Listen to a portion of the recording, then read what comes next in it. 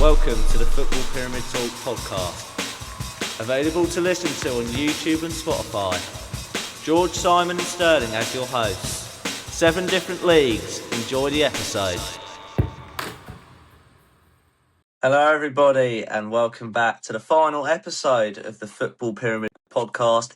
Episode 43 today, and it's the final episode of season 1. It's been a long journey, but for the final time, how are we, chaps? Good, thanks. Yeah, that's an understatement for me. I'm absolutely sweating in my bedroom at the minute. It is 28 odd degrees, prime time summer at the minute, but we're still getting the recordings done. Don't you worry.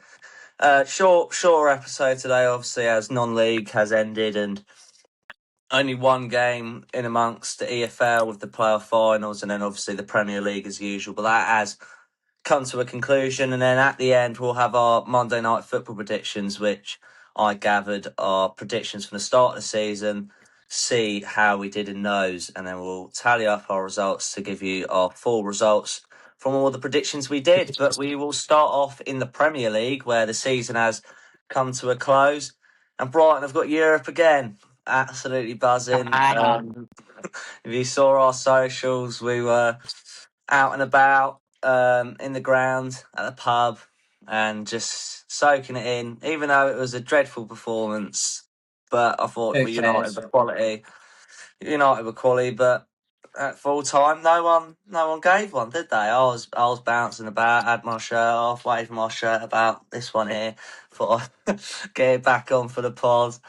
But yeah, it was absolutely quality, even though the performance wasn't great. But thank God for Liverpool, eh? Europe again, LA. Oh, what a rhyme that is, mate. Exactly. Who cares? Obviously, rubbish result. And ideally wouldn't want other people to have to do it for us. But Yeah. the fact of the matter is, that run that we went on of, what was it, like 9 games, consecutive wins, towards the back end of the season was enough, really, to get us there. And we were saying, weren't we, that it's so tight, just keep your heads on, we can still get there. And we done it. Second time ever in Europe. That's what dreams are made of, mate. What a day it was. Absolute scenes. In the concourse, because the full-time whistle went and everyone just walked straight down into the concourse. And then Brentford had that chance so late on. And I think everybody was just like holding their breath. And then full time, and there's just beer flying everywhere, carnage, ran straight back into the ground. That was amazing, mate. Absolute scenes. What do you think, Si? I wasn't very impressed with Brighton, I've got to say. I know United. Oh my God! United taught them a lesson, I think. No, I think you've put in the show notes that the great atmosphere before the game, great atmosphere around the stadium, and they just didn't turn up. And I don't think that's good enough. I think when you look at it in the cold light of day, I think the players were a bit sheepish when they were celebrating. I mean, Dunk tried to sort of give it the big one, but I don't think anybody was really intent on milking it too much, and it was a bit odd towards the end because they sort of stood in front of the North Stand, but I don't think anybody really wanted to celebrate too hard. Hertzler came over and did some fist pumps, and I think Welbeck and Minter came over with their kids and did a little bit, but yeah, I think they were recognised professionally. They'd let themselves down. And nearly let the club down, really, because if that header from Asula had gone in, Atara, sorry, which he probably should have done because he was completely unmarked, 8 yards out. I mean, that would have been the afternoon ruined. So yeah, I'm not impressed by United, but I was impressed with them on Sunday because I thought Brighton didn't pose them any questions at all. And if you're going to play against United and not pose them any questions, that's what will happen to you, I'm afraid. They did unlock us that second goal as well. They did, but that was obvious that what their ploy was to ping those balls in down on Brighton's left-hand side, and didn't really counter that at all, I didn't think. And I was really, that next season there's going to be teams that take the game to United and expose that team for the weaknesses it's got. And Brighton should take note of that, really, because they didn't do that on Sunday. But yeah, I don't want to sort of rain on your parade, really. I thought they deserved to get into Europe based on the performances throughout the season. But it's the same as what I was saying at the end of last season, though, effectively. If you look at some of the results where they threw points away, and I'm talking about drawing with Fulham and Everton at home to start off with, two draws that should have been wins. You could see a route to Brighton playing Champions League football next season. But they need to sort of make that step up. And we're going to talk a little bit about Europe, I guess, but I can't see that squad making that step up whilst playing in the Conference League next season, because they're going to go into it as heavy favourites, because every Premier League club goes into every European tournament as the favourite, if not one of the favourites, because they've just got such huge wage bills. I was reading about tonight's game between Palace and Rayo Vallecano. Yeah. Palace's wage bill is something like 30 times the size of Rayo Vallecano's. Yeah, there are some better teams in it next season though than there are this season. Ajax, Fiorentina, Monaco. Yeah, I think it's not necessarily that easy. Copenhagen. There'll be some good away days in there as well. But I do agree, it's like the whole bottling over Albion thing. I agree as well that they didn't look. I was saying that at the time. They didn't even look like they were that happy, really. It was only till after I watched like the full time scenes back that you could see they were really happy. But on the pitch, at the they time, did look a bit at the time, it didn't look like they were impressed with. Well, you can't be like having the time of your life after you've just lost 3-0, can you? And that's the thing. Yeah. Yeah, so that's what was in the back of my mind. But we got over the line at least. But the team that went above us, Sterling, was Sunderland. I mean, who would have called it? They would be playing Europa League football at the start of this season. It's absolutely mind-boggling. I mean, the question is, how can they deal with Europa League football and Premier League football next season? Sort of similar to Brighton, because they've only just been promoted to the Premier League this season. But do you reckon this will be a damage to them next season going into the Premier League season, or do you reckon it'll just be a good experience for them being in Europe for, I don't know if they've been in Europe before, have they? It's quite a rare occasion, isn't it? I'm not sure if they've ever been in Europe, to be honest. Probably though. They've had one season in Europe, I think, back in the 70s, because they won the FA Cup. Right. So a very, very long time. They've got twin problems, I think, Sunderland, and they're good problems to have, admittedly, but that squad will need strengthening to cope with Europe. There's a 100%. second season syndrome that they're going to suffer from, because they're not going to catch clubs out in quite the same way as they did this season. And I suppose they've got a third problem, is they've got to keep hold of some of these players. That Nordi Mukwele, I'd be amazed if he doesn't go somewhere in the summer. I really would. He's been absolutely fantastic for them. Right back, he can play centre half as well, but I don't think he's been playing centre half for them.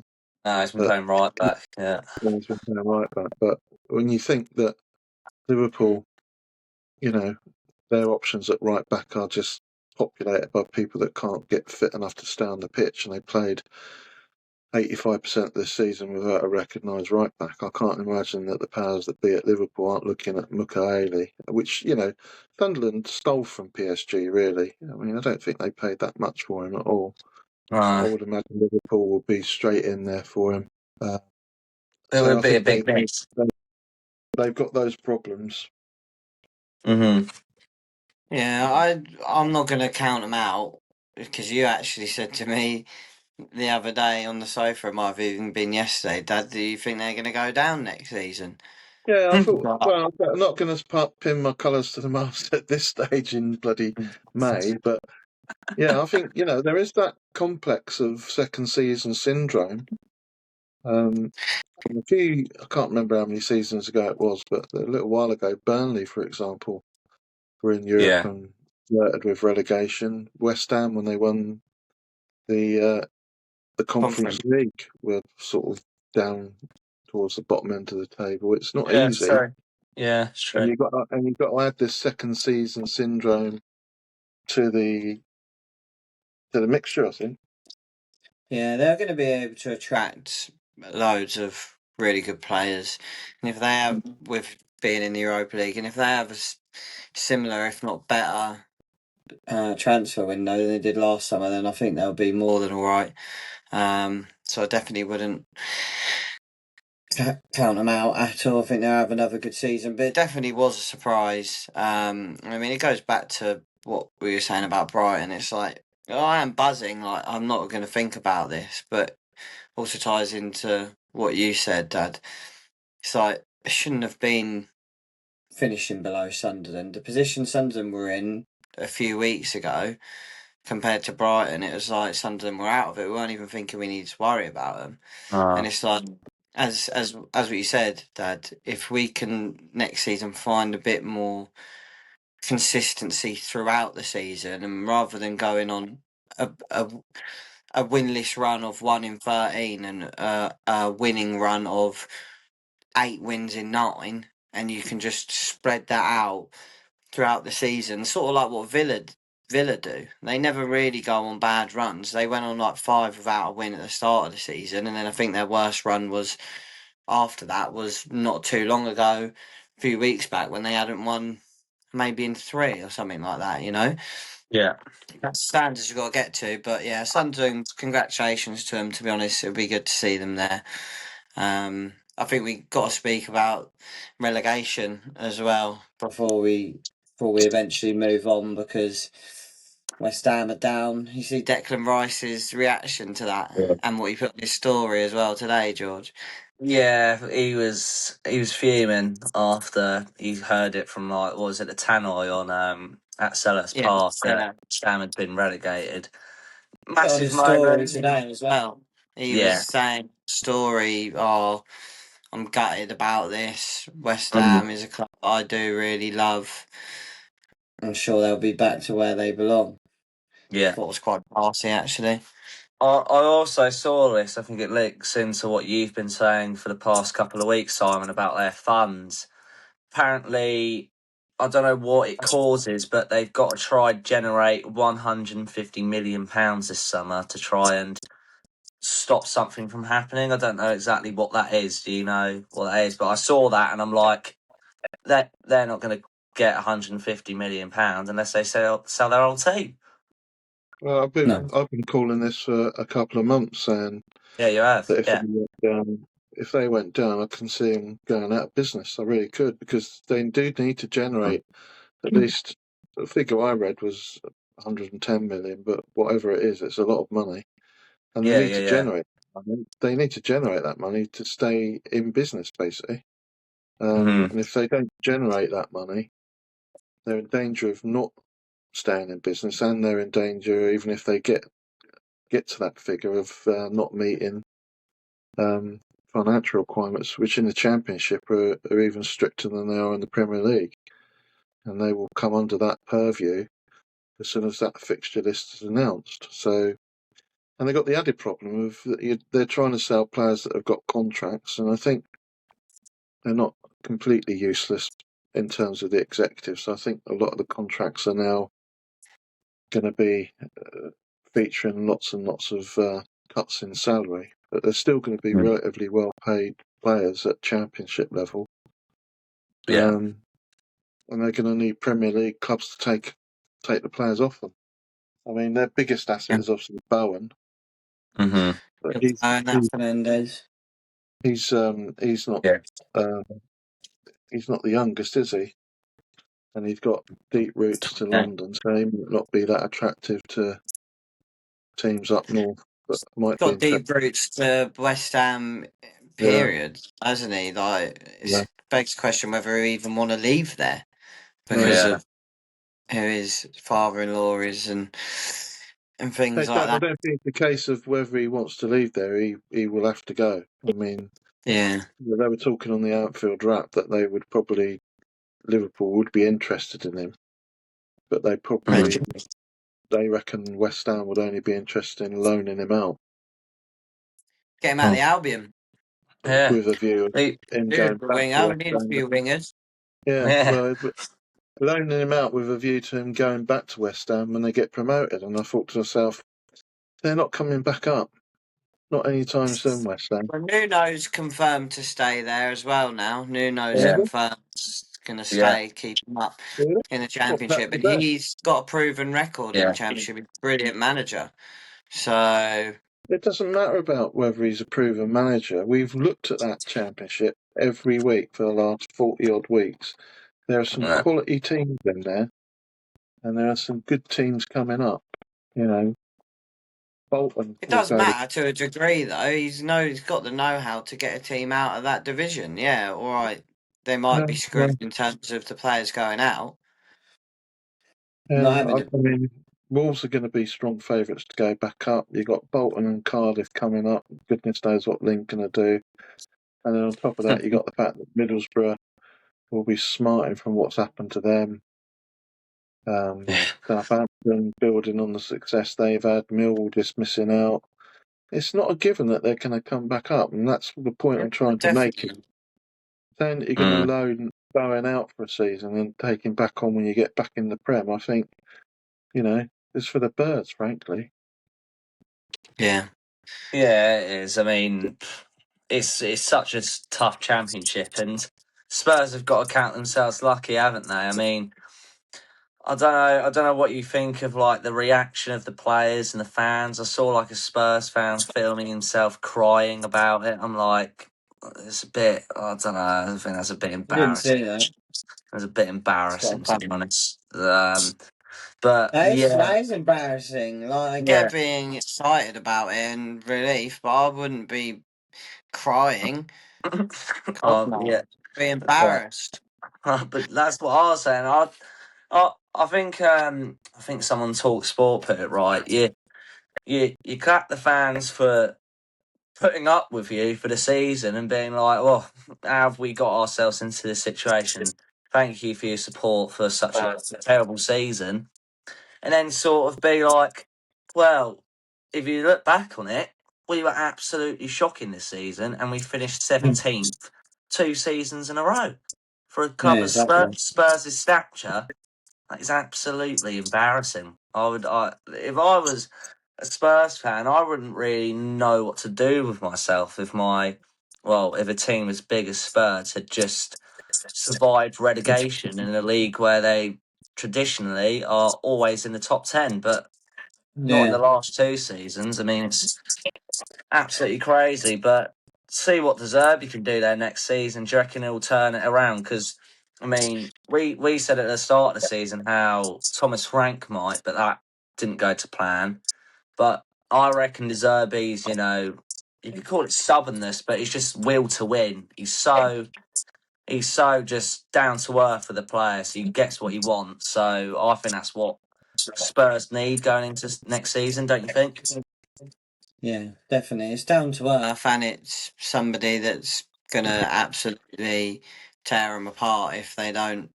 If they started playing like how they've played, because they were right under Frank for the first 10 games or so. They Yeah, hit that middle period. They start playing like that under De Zerbi. He'll be hooking players out in January, and before that, he'll be going absolutely into them. He's 100%. not going to stand for that. He'll turn it around there. Don't know to what degree. Not saying they're going to be right back amongst it because No. the Prem's the strongest it's ever been, but yeah, he's not going to stand for things like that. Absolutely not. And I just seen today actually they've launched an inquest into why they've had so many injuries. And something Yeah, like 2,000 minutes or something that players have um, been injured or something or had out or yeah, I yeah, can't correct, yeah. think. Was that on the pitch? They're 2,000 minutes Yeah, on the pitch injured. yeah, it was like on the pitch, they've had like 2,000, 3,000 minutes without players on the pitch, and it's something to do with like sort of like similar to Dorking, like the flooring. Apparently, it's something to they're trying to blame it on the flooring. Don't know if that is something because obviously we've seen it in Dorking. Their injuries are constantly coming from that AstroTurf, but obviously Spurs won't play at AstroTurf at the top level of English football. It is an interesting one, and it'll be interesting to see if they do reduce the amount of injuries that they have next season because it would sort of imply that they've resolved that problem. Do you know what I mean? So yeah, we'll have to Yeah, wait it and has been see. costly. It has been very costly for them because they've lost Kulusevski for the whole season, which is arguably one of their best players, and Madison just coming back for the last 2 or 3 games, probably up there for their best player as well, and countless amount of people being out for lengthy periods of time. So, how do you think it will go for Spurs next season, Simon? It is a tragic moment in the club's history, but as the Zerbi said in an interview, it's a new page of a book basically for the club. Well, I mean, I was getting sick and tired of reading and watching some of the Spurs reaction, frankly, because it was exactly the same as last season. And they were Yeah, trotting out the same old excuses as they were last season. Oh, we had loads of injuries. We're going to work out why. I mean, you had loads of injuries last season. Why are you suddenly turning around trying to work it out this season? yeah, I think their saving grace is De Zerbi, frankly, because if it wasn't for him, I'll be telling you now that they will go down because there's no way a club flirts with relegation 2 years on the trot and there's not something rotten within that club. But knowing De Zerbi as we do, I'd yeah. back him to turn it around. I don't think it's going to last very long with him there, frankly. I really don't. But I think he'll turn it round next season. He might get them on the fringes of Europe, maybe, which will be a staggering turnaround. But obviously, it does depend on how they recruit. You know, what is their recruitment policy going to be? They've got these players coming back from injury. Are they going to tell De Zerbi that he can't go out and recruit the players that he wants to recruit? I think he's been heavily linked with that Senesi at Bournemouth, who's Yes, leaving on yeah. a free transfer, isn't he? But Mm-hmm. if I was anything to do with the Chelsea hierarchy, I'd be trying to get him to go to Chelsea because he's exactly the sort of player that we've been talking about that Chelsea need. But yeah, I think speculation about what Tottenham's recruitment policy will be can be left for another day. I just think with De Zerbi there, they've got a chance of a top half finish next season. That's all I'm going to put it at. But I'm just fed up of listening to it all from Tottenham. They've got a Yeah, state of the art stadium. They've got a disconnect between the players, the fans, and not the players, but the people that run the club. And there's a huge disconnect there. They need to do something to rectify that, I think. yeah. Yeah. Yeah, 100%. We'll have to unfold it all in our predictions next season, but this season has come to a close. Spurs have just about stayed up, but good news for us, Brighton are in Europe again, so look forward to covering it next season in our predictions. But we'll move on to the Championship, where we had our last game of the season here, and we had a shock, to be honest. Hull are promoted back to the Premier League, a 1-0 win in a very, very boring game, I have to be brutally honest. Sorry to any Hull and Middlesbrough fans, but I think you can openly admit this was a pretty let's not try swear. Poor game of football. Let's call it at that. But Glad I didn't watch it then in that case. oh my god, Simon, me and Simon were speaking about it. The football. It was I don't even know how to describe it, to be honest. I've got a bit of information on it now, but it was Ollie Don't even McBurney. bother then, mate, if it's that bad. No, no, it's not. It's not all of it's about the game. It's about after the game. Thank God, because in the game there was only one goal. Ollie McBurney scored it, and try pronounce the whole City manager's name. Serge Jakrovic, something like that. Yeah. Something like that. But he's been known this season. They were saying it. On the Sky Sports coverage. All season, they've not been a team that want the ball. They're happy for the opposition to have the ball, and you could see that in this game Middlesbrough had 68% possession, but they didn't have one shot on target out of the 13 shots they had. And that's the difference, because Hull took their chance when they had it. I mean, Middlesbrough keeper Solomon Bryan did quite poorly, didn't he, Simon? He just sort of just flapped at it. Probably He had a McBurney mare to with tap that. it in. Yeah, he had a bit of a mare. Hull went absolutely mad, and it was 1-0 in the end. I mean, absolutely incredible result. The whole manager at the trophy parade was saying he failed at what the club had told him to do at the start of the season, because he was like, "Oh, I failed my objective to keep the club in in the Championship." He was like, "I failed because we're going to the Premier League," because everyone at the ownership was saying just try to keep the club in the Championship, and he's gone and done even better than that. I've That's funny. also, yeah, no, Fair it's play quite. to him. I thought that was, I thought that was very funny. Another stat about it, which the whole players have been putting on their Instagram stories, trying to sort of take the mick out of XG, because XG sort of taking a hit as a stat base of Hull being promoted as a team, because they finished 23rd for what the XG had to say. They said they'd finish on 52 points in 23rd instead of the 73 they got, and they got promoted. So, Crazy. yeah, it is a crazy stat. Shows how clinical they Like we were. always say, though, you take your chances, you win football games. 100%. Yeah. Simple as that. You don't need to have much XG if what it says is 1-0 Hull. There you Mhm. go. Premier. Fair play to him, honestly. I think we would have had an absolute mare with this one. If we were doing like a whole season predictions like we did for non-league, but I don't think Yes. either. I don't think any of us had them anywhere except for Fingers potentially one of crossed. us might have. But one of us might have even put them to go down. But I hope I didn't. I don't think I did. But We'll have to unfold it Middlesbrough later on. though, Yeah. Middlesbrough though, they've bottled it hard. They're going to want to be coming back next season, but they're going to struggle because Hackney's going to be off 100%. 100%. Yeah. He's Uh, gone. hopefully he's at Brighton 100%, because that'll be, Conference League football.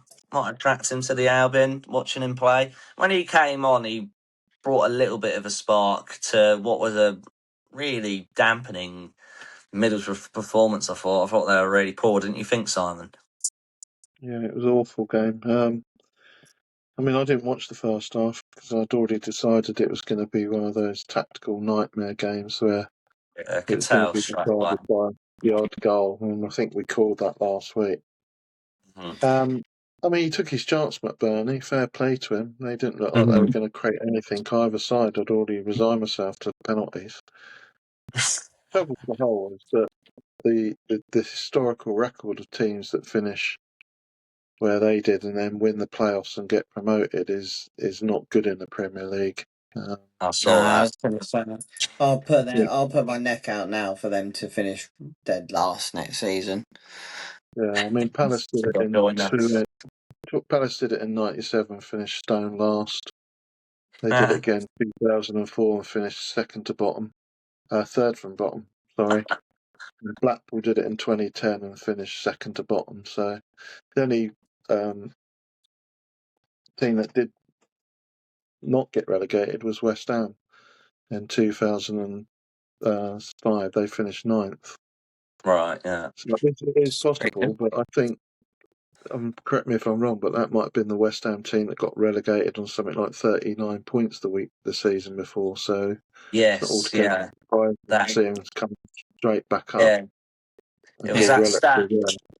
It was that stat with the highest points tally for a relegated team, isn't it? That West Ham Yeah. hold with that side that got promoted straight back up. But yeah, I mean, I've got to be honest. I don't see how Hull get on. It's very impressive what they've done this season. The owner came out and spoke actually on some TV coverage.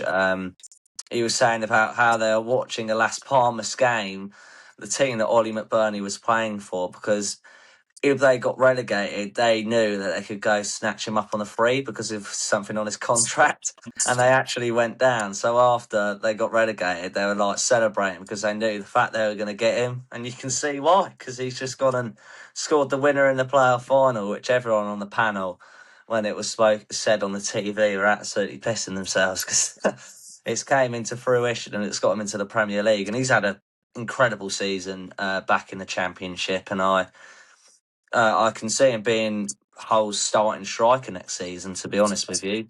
If they do recruit someone else, then I still think he'll be in and around the side and still be a lethal factor in the Premier League, because I still think he's got it. Had a stint in the La Liga, obviously not the same sort of standard as the Premier League, but yeah, I mean, Got that incredible money for experience, Hull. hasn't Got bags of experience. Had it at Sheffield United, didn't he, in the Prem?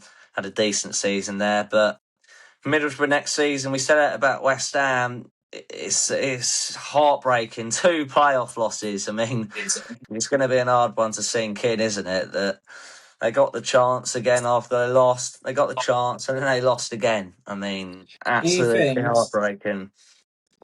Do you think that the fact that they lost the semi-final and that they just pretty much thrown in there? I know they were training and stuff still, but the fact they Yeah. were just thrown in there, 2 days before, 3 days before, or whatever it was.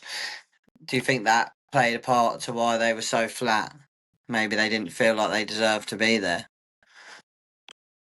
I think it could have, because you're sort of training thinking, am I training for anything in the first place? Am I just training for nothing, or am I actually training for something?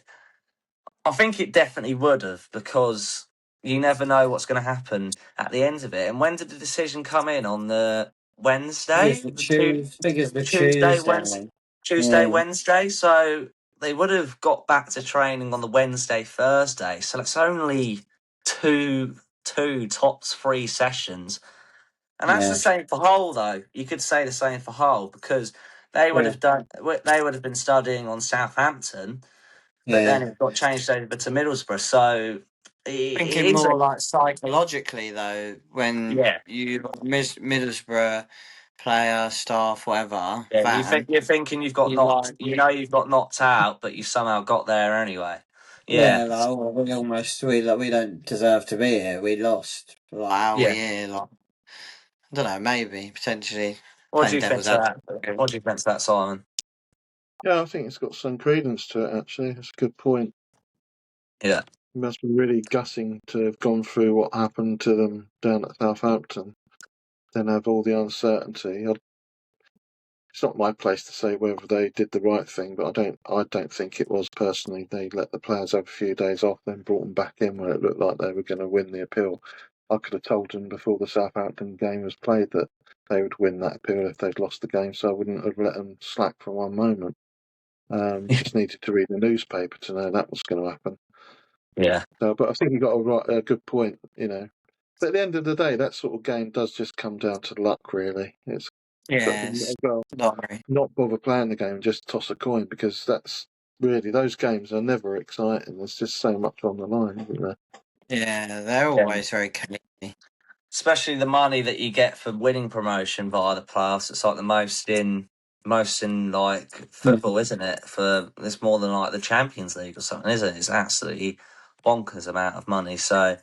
congratulations to Hull and Middlesbrough. We'll be seeing them in the Championship again next season. Can they get themselves back in a playoff spot, which is going to be a absolutely stacked Championship with loads of quality teams in their next season. So we look forward to unfolding it as we did this season. But we'll move on to League One. We called it. Bolton are promoted to the Championship. A dominant performance against Stockport. 4-1 victory. Quality performance. Watch the game. Stockport had their moments, but the second half was dominant, really, from Bolton. 1-0 at half time, but 3 goals from Bolton. Made it 4-1. Rodriguez got the game started early. Gale had a strike, and then Corey Dye sort of flapped at it, tipped it towards Rodriguez, and he just had a tap in, really. But then Stockport got an equaliser. I mean, they had a goal ruled out by VAR. Don't know if you saw that, didn't you, Sterling? I was on the phone to you. Tricked him over, didn't he? Yeah. The Bolton defender. Did you think it was a foul? Yeah, I think it's a foul, albeit really unlucky, because neither of them are actually looking at each other. No.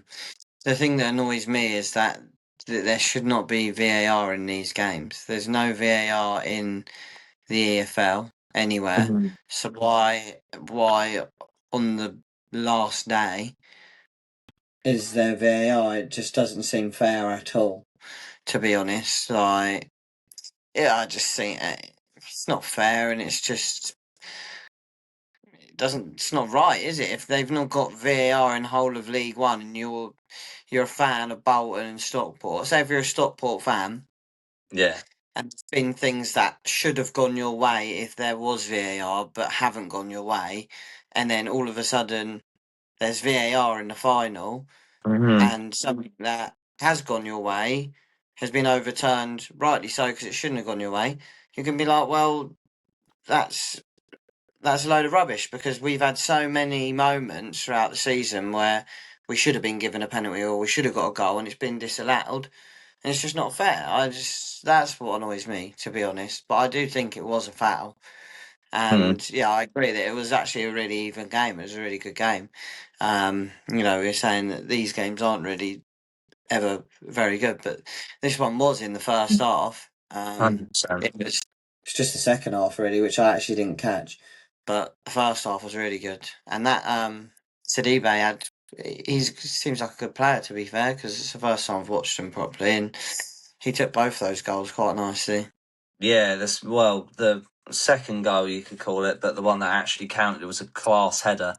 Good ball in by Odin Bailey as well, right in between the two Bolton centre backs, and it was a great finish. But that's where the second half took its toll. As you just said, Carl Wootton own goal. Cozy Dewberry struck it, but then Wootton put it into his own net to make it 2-1, and then a Sam Dolby overhead kick. I showed you this goal, didn't I, Simon? It was absolutely incredible, this overhead kick. Just I don't know what it was. I think it was a cross into the box or a ricochet, and he just held up the centre half, and he literally just boom straight into the back of the net. Incredible goal. No, it's unreal. You should go watch it. Yeah, yeah, and then the Crest Cogley, another decision that went against Stockport in the game. VAR had to intervene for a hair pull. He gave away a penalty and got a red card, and then that was 4-1. Ruben Rodriguez got a brace in the game, and it ended 4-1. But Bolton performed brilliant over the course of the playoffs. I mean, conceding just one goal in 3 games, 6 goals in 3, and they returned to the Championship for the first time in 7 years. So incredible from them. But Stockport with another really good season. They had playoff heartbreak last season, and they've got it again. But they just got to try keep hold of players like Sidibe, Ollie Norwood, Carl Wootton, Ben Osborne. If they want a chance of getting back into them playoffs next season, because this is going to be the same as the Championship. But I think League One more so. You've got Leicester coming in, Sheffield Wednesday, Oxford coming back in, Huddersfield in there. It's going to be a really, really stacked League One with sides that are known to be right up the football pyramid in the Championship and some in the Premier League. And it's going to be hard for Stockport to compete with some of the teams that are coming down. But I think Bolton deserve it over the course of the season, don't you think? Yeah, we've been calling it for a while, I think. So I think Cardiff and Lincoln separated themselves from the pack relatively early on, didn't they? At the post, so to speak, and Bolton were just hanging on in there, and I think they took their chance as well. I mean, they got try and keep hold of players like Dolby and Rodriguez, really, if they've got any chance of surviving in the Championship. They've also got the advantage of Schumacher, who's managed there for Plymouth and Stoke, so he knows the lay of the land, as it were. But keeping those two, I think, is going to be, Dolby especially, is going to be paramount to them staying up there, because the Championship, for all we're denigrating West Ham, it's still going to be a big club, and all 3 of those clubs that come down will be amongst the favourites to go up. So realistically, if they're going to get good crowds there, so if they can finish around midway, they'll be doing well, I think, Bolton, but they deserve to go up. Similar to sort of Birmingham this season. They've been sort of the class of the playoffs, I think, in League One. So, it wasn't a surprise to see them win. No, I tell you what, though. talking about the VAR, I just can't help but agree with you that is just. When you told me that was happening, I just could not believe it because I'd watched the Yeah, I Championship, agree with you as well. Yeah, and it's Mrs. Brooks had ridiculous. said to me, "Is there VAR on it?" I went, "No, they don't have VAR in the Football League." And I don't think there was any VAR incidents in that Championship final. And then when you told me on Sunday that No. it had gone to VAR, it boggled my mind. Mm-hmm. They get so It's much wrong in Football League about these playoffs, from the fact that they don't let more than 2 teams out of League 3, to the fact that they play the League 3 playoff at Wembley in front of 17,000 people. It just yeah. so angry, and the anger that I had was multiplied by turning in, tuning in on Monday's game, and it's Yeah. 35 degrees, okay, and at Wembley, all the seats on the side of the cameras are in the shade. Who was sitting there? Nobody. They've made all the Salford supporters buy tickets that are on the opposite side of the cameras because they wanted to make sure the ground looked relatively full, even though there was only 30,000 people there. Yeah. To be fair, But yeah, the Notts County end was full in terms of those bottom sections. Hilarious. Yeah. 25,000. 25,000. 25,000 Notts County Yeah, and 5,000 Salford. yeah. Shocking. And they made those 5,000 people sit in the broiling sun. An absolute disgrace. I'm sorry. Why was the Yeah. game No, played it is there in the though. It's first true. place? I can understand playing the Championship final at Wembley. You had It's 85,000 sweating. there. Fine. Okay. There's an argument for saying the League One final could be played there because there was 48,000 there, but you've got Yeah. stadiums around the country that could have held that capacity easily. But there's no excuse for holding the League Two playoff final and the League Three playoff final at Wembley, and there's no excuse for having VAR.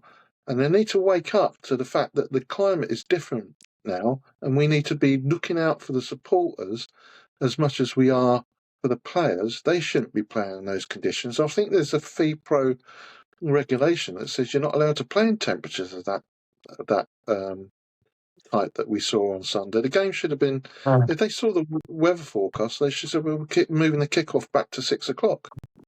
Yeah. Mm. Well, It's just as well, just on outrageous. that. It really is outrageous, and we shouldn't be talking about this. We should be talking about how well Bolton played and whether Stockport can go again and things like that. But you just sit there watching it, and you just think there's so much wrong about this. Why does nobody listen? Because I'm suspect if you went into the fan forums of clubs like Salford and Bolton and clubs like that, they'd be saying similar things. I'm sure they would be.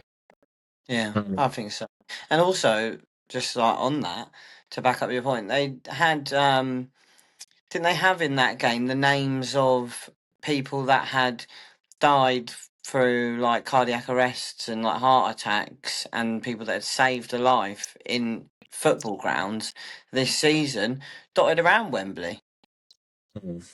Yeah, which is pretty ironic that they got that, but then they let people sit in the blistering heat on a day like that where your nerves are high and there's tension, and it costs what tenner for a bottle of water. Yeah, Yeah. they're out of touch massively. They really are. I've just looked it Yes. up, so I'm not going to claim this as knowledge off the top of my head, but I did have a vague understanding of it from an article in The Guardian a while ago. They were talking about how FIFPro, which is the players' union worldwide, have been talking to FIFA about the World Cup. And basically, the regulation said if the temperature is above 26 degrees, or between 26 degrees and 32 degrees, there's got to be mandatory cooling breaks in each half. But it says FIFPro has advised FIFA that if the temperature is above 32 degrees, the game should be delayed or postponed. So the I'm Football League sure we'll paid see. absolutely no attention to that whatsoever. And it was interesting because the PFA, there's an article in the paper today about the amount of minutes that Phil Foden had played, and saying that he basically played 62 games or something this season and been flogged to death, which is no wonder that his form had dropped off. There's only Zubimendi that played more games than him or something like that. And he's injured. Yeah, and it's ridiculous, isn't it? totally ignoring what the players' union is saying to the authorities by playing games in that temperature. It's outrageous. It's all because and both these issues about making the fans sit in the sun and not delaying the kickoff are all to do with television. Yeah, of course they are. Money. Yeah, it's the money side of it that they like, isn't it? I mean, And then when the making players come out fans suffer. for these games at places like Anfield, and they have to mute all the microphones because they know that the fans there will be booing them, and quite right too. No, exactly. Yeah, it's a topic that we shouldn't be talking about, but you have to because of I can imagine how. I mean, we'll move on to League Two, but the Salford fans would be thinking because on top of that, they got absolutely thumped 3-0. I mean, Well, this is a poor game, to be honest. yeah, I do agree. I thought Salford were very underwhelming. Notts County were just clinical. I think that was the difference. I mean, Jatta got the game underway 32 minutes in. What a ball it was by Jody Jones, and it was a good finish into the bottom corner. Jatta's got 16 goals this season. He's been a good player. Would imagine he'll stay at the club in League One next season. And then just before half time, Lucas Ness headed it in to make it 2-0 to get just his second goal of the season. So what a time to get it. And then just 70 minutes into the second half, Jody Jones, incredible performance from him, got highlighted a lot, and he scored. So it was sending the Notts County fans absolutely mad. I mean, great support from Notts County, 25,000 at Wembley. I think that's really good, and obviously made a statement to the Salford fans only bringing 5,000, but it was like Wembley punished them by putting them in the sun. Like, you got to bring more fans. I'm going to move you over to the sun and make you suffer. I mean, it's just ridiculous, isn't it? But I mean, Jody Jones was a standout. He struggled so much with injuries. I think he's had 3 ACL injuries, and he's came back and he's performed very, very well. And Martin Patterson, he's been incredible as manager under Notts County. We highlighted it at the start of the season and didn't have a lot of experience. How can he, use the minimal experience that he has and take it into the League Two season? But he was very, very passionate at the end for the job he's done, and it was great to see because he's done an absolutely brilliant job there. But Salford really didn't turn up at all. That's what Carl Robinson said in literally the biggest moment of the season. He saw Paul Scholes, David Beckham, Gary Neville, to name a few, all part of the ownership at Salford. They're all there. Carl Robinson apologised to them and the fans, but added that the club's going in the right direction at the moment, and it's just a blip in the club's upward trajectory at the minute in time. But it wasn't a great performance, I've got to be honest. It didn't really fret a lot, to be honest. But I mean, what did you think of the game as the whole? Yeah, what did you think of the game as the whole? Obviously, a poor game, I thought, in general, but over the course of the game, Notts County deserved to win it by a landslide, I thought. Yeah, by far. I just thought the performance of Salford was completely lacklustre and underwhelming, and the quality in the game in general I didn't think was very good. I was quite bored watching it, to be honest, if I'm being truthful. Yeah, I mean, the trouble was the timing of the goals, really. And I think the fact that Notts County got a stranglehold on the game relatively early on. Yeah. And with those sorts of temperatures, it was difficult to see how Salford would get back into it. They've got themselves to blame, frankly, Salford, because on that last game of the season, they needed to go to Crawley and do better than draw. They needed to win the Drew to bloody Crawley. Yeah, and that's what cost them their automatic promotion, unfortunately. So they're the fine margins you're talking about. Yeah. I mean, I know it wasn't the most engrossing the games, but it was quite interesting to watch Notts County properly for the first time this season. You quite rightly pick out Jatta Jody and Jones. Jody Jones, but I thought that Orpenda up front, I was amazed that he Or, was still yeah, on the pitch. I was amazed he was still on the yeah. pitch at the him and Jaden He's Luca, I thought, really carried a threat the entire game for Notts County. So he's been. Sorry to interrupt, but today or Pender, that's who you said, isn't it?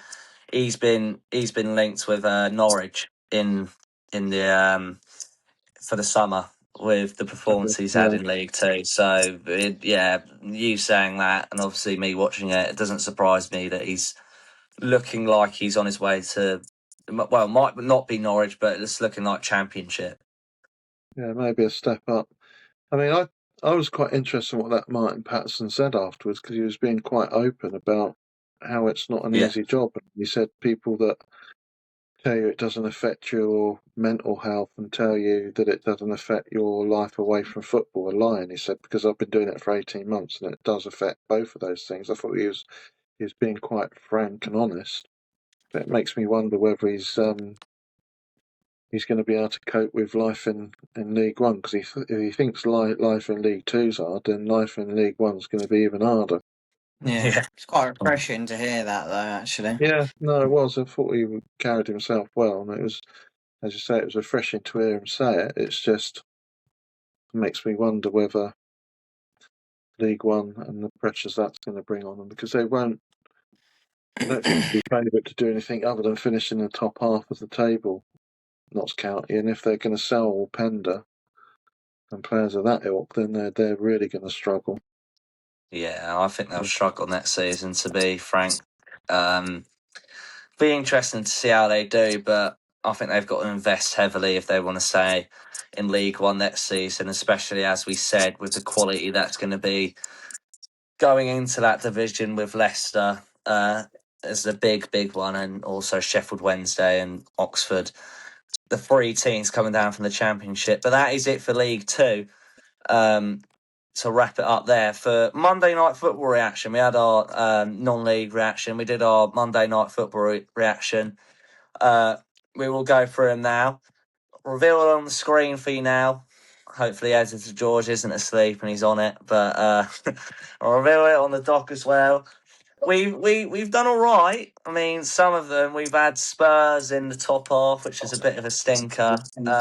I've won it. I think the only reason I've won it is because I didn't put Sunderland in the relegation zone. I had West Ham bang on the dot, which was my little punt, and it paid off. Had them in 18th, and they came 18th. So it was successful. We all had Liverpool top. I think that wasn't. I think that was quite a regular theme at the start of the season because of the investment that they had. Verts, Frimpong, Ekatike, Isak. So you'd think they would go on to win it, but quite an underwhelming season. But having a look back, how do you think you did? I'm quite happy with mine. I shocking, had in buzzing. rubbish. I had Oh, Newcastle in seventh, Sunderland to go down, yeah. Leeds to finish dead last. Yeah, you said that in Woeful. the Spurs. I listened back to the episode and you were like, I'll tell you this now. He said, I'm not going to tell you the order of the bottom three. No, and you're like, no, I actually will. I'm telling you now, Leeds dead last. I was like, oh no, he's had a nightmare. He's had a nightmare. But having a look back at yours, Simon, what do you think? Well, if I'd swapped Sunderland and Spurs around, I probably would have won it. Yeah, it's a Yeah. difference, isn't it? Yeah. It is because everyone at the start of the season, Sunderland, just been promoted via the playoffs.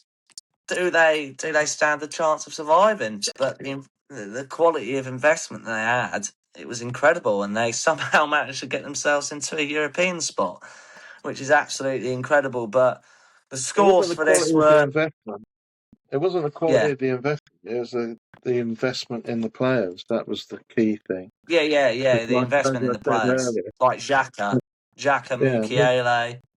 Mukiele, who was an outstanding player for them this season, cost buttons from PSG relatively, but apparently Milo Gusto's a better right back from France than he is, which boggles my mind. So Oh my You've god. been picked over him. I can't believe shocking. Gustavo's been picked instead of him. I really can't. When, I mean, when we quite watched apart them from at the the fact that Amex, he can play centre half as well. yeah, Anyway, he's that's got that. beside They're the not point. Yeah. short for centre halves at the French national team, No, though, they're are not. they? No, they're not. But that's They're probably that. definitely not. They look very good at the back, but Yeah, as I say, if I'd switched those two around, I would have been all right. I reckon. yeah, I mean, the scores were me in first with 37, Simon in third with 52, and Sterling in second with 50. So it was quite close, but me having West Ham in the drop zone instead of Sunderland basically got me the win in the Premier Yeah, that's a League. good But game from National. yeah, I was quite happy with that. I made a bold prediction and it paid off, thankfully. So that's good. Championship. In the championship, Simon, you had 69 points in second. I came first again, buzzing. 49 I got in first, and Sterling came third with 70.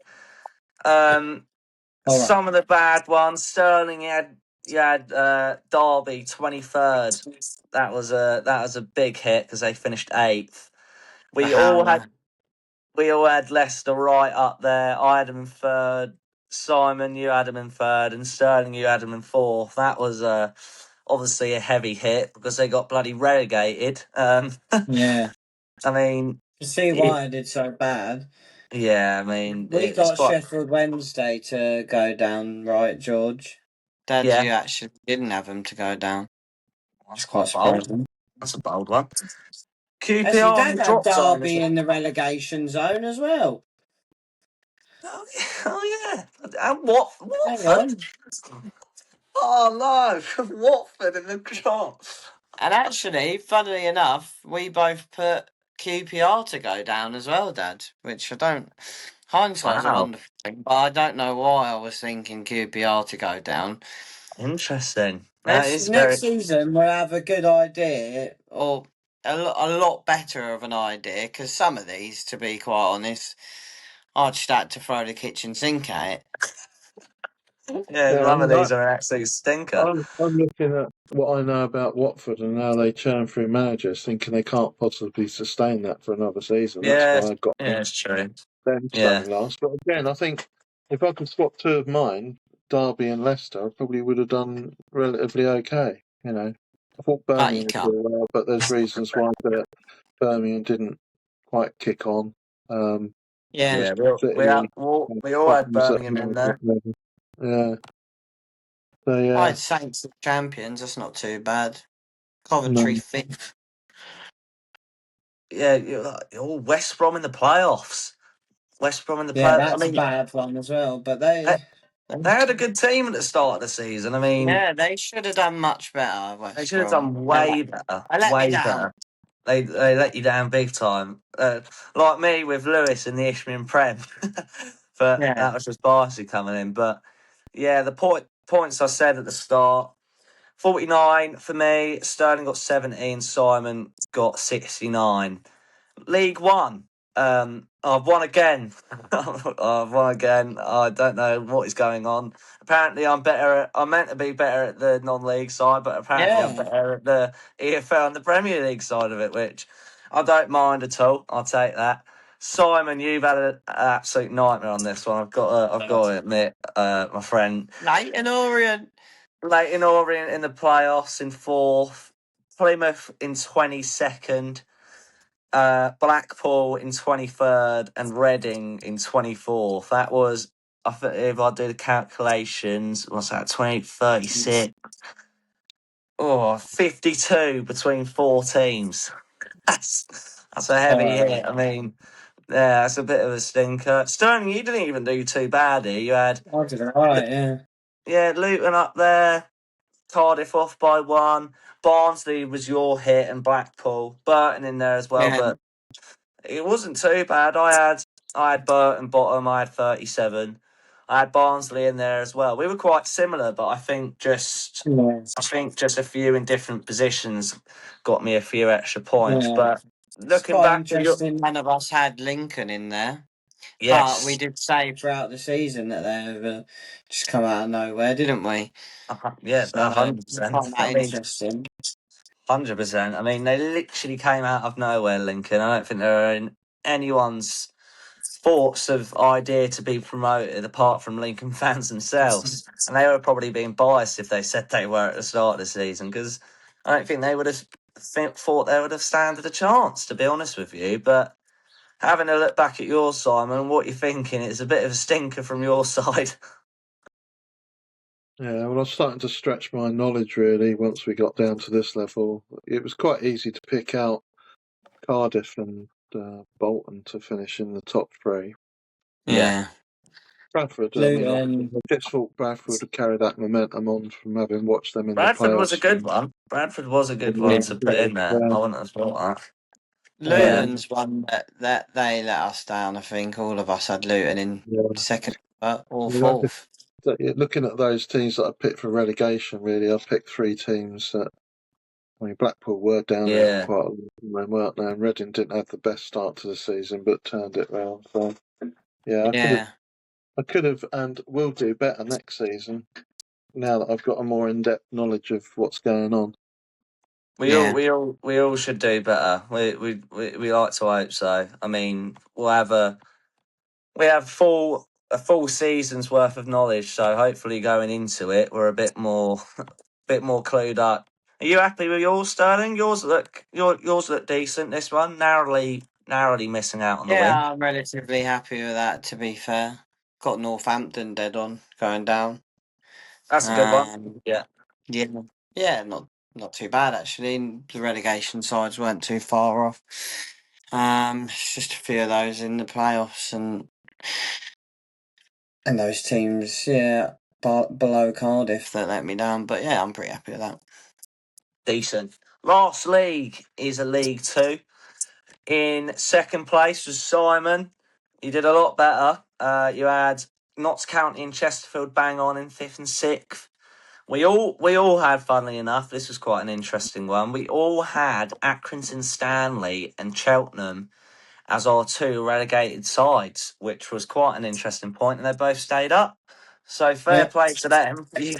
That both them sides proved all of us wrong in staying up. The one that hit you the most was Bristol Rovers in second, Simon. I mean, they had a great second half of the season, but it was just quite a disappointing return to League Two after they got relegated from League One. And I've also, just seen an absolute horror that I've done. yeah, we will get onto that in a second. And also, Walsall in third place was quite a hit as well. Sterling, you've had a bit of a clanger in, mate, in last place. I had Crawley to finish fourth. Woeful. Gillingham in I mean, at fifth. least with that Leighton Orient, they've got a few good players. I mean, they had the bloody League One Player of the Season, so Yeah, you can Don see why I put Ballard. them up there. I don't know what was going through my head. Crawley, God, Oh. Maybe Gillingham. because they got relegated from League One, you might have had that in your mind. I mean, Yeah, over the course of the season, if you look back at this, you're probably thinking, "What am I thinking?" Old yeah, Sterling Brooks. Looking back yeah, at it, but yeah, and Gillingham in there as well. They looked good at the start, but bloody hell, their yeah. second half of the season was absolutely shocking. Me and you, Sterling, we both had we both no, it wasn't both of us. You also had Crew up there. Crew. Yeah, I had him in third. You had him in fifth. Oh, I did have him in there, did I? Yeah, I thought I Yeah, did. you did. Yeah, so yeah, they look like a team that might kick on, but quite disappointing as well. 11th place. I had Colchester in there as well. They're my little team that I thought might kick on under Danny Crowley, but they finished 12th. Not too bad of a hit. And I had Chesterfield as champions, which ultimately didn't go great because they got in Wasn't the playoffs. terrible. Yeah, it's not terrible. At least they got in the playoffs. You got them bang on in sixth, though, Simon. Having a look back at yours, Simon, what do you think? You didn't do too badly, eh? I'm quite pleased with my top predictions because I think I've got more right than I got wrong there, apart from Bristol Rovers. I don't know where that Yeah. came from.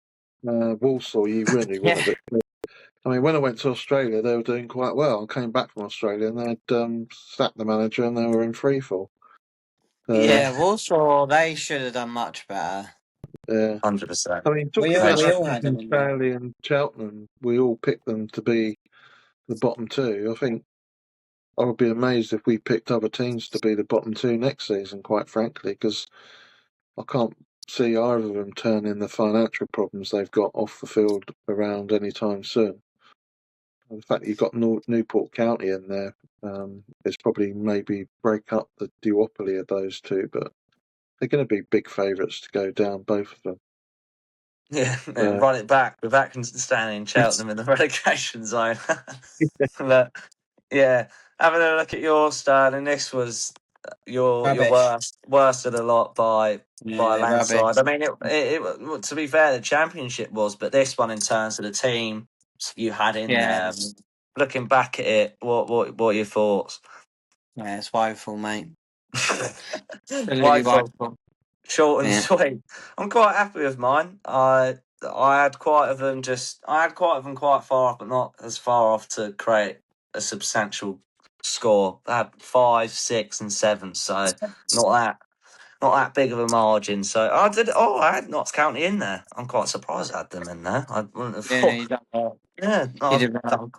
done quite well with that. Quite happy with that. But that's so all. You won all of them in this, and I won 2 out of 3 in non-league. Yeah, Dad didn't win a single one. It's just about to get onto this. So, this is the Monday Night Football ones. In third place was Simon, just with 230 points. 52 for the Prem, 69 for the Championship, 63 for League One, and 46 points for League Two. Created 230 points. Sterling just in second place with 228 points. 50 for the Prem, 70 for the Championship, 42 for League One, and 66 for League Two. Made 228. And I've got to be honest, I've won by a landslide here. 161 points. I've won by, I've not won by 161 points. I've won by 66, 68, something, 67, something like that. 37 for the Prem, 49 for the Championship, 37 for League One, and 38 for League Two. So I'm happy with that. I'll take that. I've got the Monday Night Football ones. Georgie B. Under my Georgie B's got that under my belt. We're gonna be better next season. We're gonna say that. I hope so anyway, because if we're as bad as last season, I mean, if we do it throughout, I did collect them throughout the whole thing. 620 for Simon across Monday Night Football and the non-league ones. 600 for Sterling and 572 for me. So fairly close, actually. It is really close. 20 points in it, and then 18 points in it. So not a lot at all. But basically, what you're saying is Grey Valley Paper Mills is all that's separating me from winning the whole thing. that is basically it's going to be iconic. It's going to be iconic next season. It'll be long in the memory for our Isthmian Premier Division predictions. We're just going to say mugging you off all year. Honourable mention to the Cray Valley Paper Mill Ultras. We wish you good luck. Need to get Dad a Cray Valley Paper Mills shirt. Yeah, get him a scarf or a shirt. He can wear it for the first pod of the new season 2. Yeah, because it's gonna be because we're gonna go from low to high, so it's gonna be the first episode of season 2. I reckon we just get him a Cray Valley Paper Mill shirt with champions 20. what year? 26. Yeah. 26 champions. 26. Bosh. We should do a GoFundMe. Yeah, all I can say is fans of Chatham Town need to look out because I fancy they might be champions next season. Oh no! Oh no! Chatham, you're going down. Chatham. Dead last. Chatham gone. But yeah, this is the final episode of season 1. It's been a journey, lads. I've thoroughly enjoyed our first season, covering 7 different leagues. It's been a journey. Thank you from me. I thank you all for your support. It's been a Thank you. incredible first season. All the followers we've gained. It's been quite overwhelming how much support we've had just for the three of us. I mean, we're only three lads from East Sussex. I mean, do you both have something to say to end off? I've had my little say. Yeah, it's been really enjoyable. We've loved it. And we love football. So there you go. Football is life, isn't that right, Dad?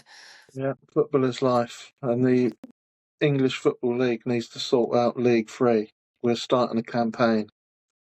Yeah, the Division football 3, pyramid League not 3, whatever you campaign. want to call it. Yeah, we need It's not it the Free sorted. Up campaign, it's the League 3 campaign. It League 3 is. Yeah, we're campaign. gonna have the League 3 campaign made by the Football Pyramid Tour podcast. We'll call it there. Okay. Thank you very much for all your support Thank this you. season, and we'll see you in Yeah, season 2. Bye bye. See you later. bye.